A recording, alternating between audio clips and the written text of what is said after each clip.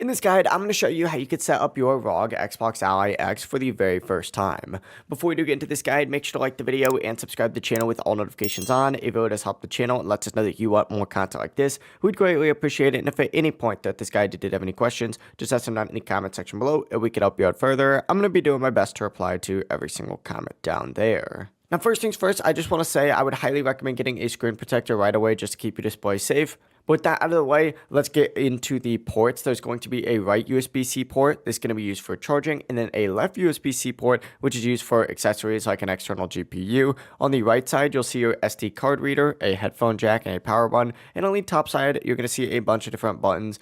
These are just volume controls. This device runs Windows 11, so it's basically like a handheld gaming PC, but to turn it on for the first time, go ahead and press down on that power button, and the screen's going to light up, and it's going to begin initializing the Windows setup. The first boot may take a little bit longer than usual. Don't worry, that's completely normal. And once it does load, you're going to be prompted to select your language, choose your region, and continue through the basic setup prompts. You can use the A button to select and the touchscreen if you prefer. But next you'll be prompted to connect to the internet, so use the left analog stick to find your Wi-Fi network, enter in that password, and then select next, and the device will check for Windows Update. Just keep in mind that your Ally X does restart a few times during this. That's completely normal. Make sure it's plugged in during this, and it can sometimes take up to about 10 to 15 minutes, depending on your internet speed. For charging, once again, use that right USB port. The included charger is 60 watts, and a 100 watt charger will also work just fine. It's really up to you. But once the updates finish, and I already have this done, you're going to be prompted to sign into Microsoft.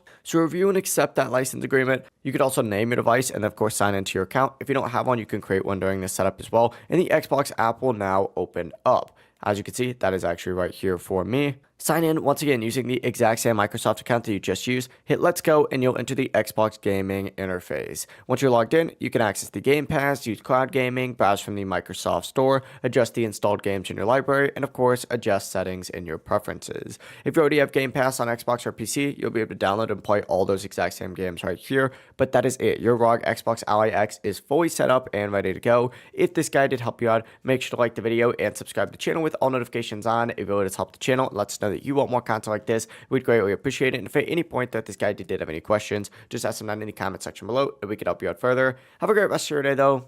Peace.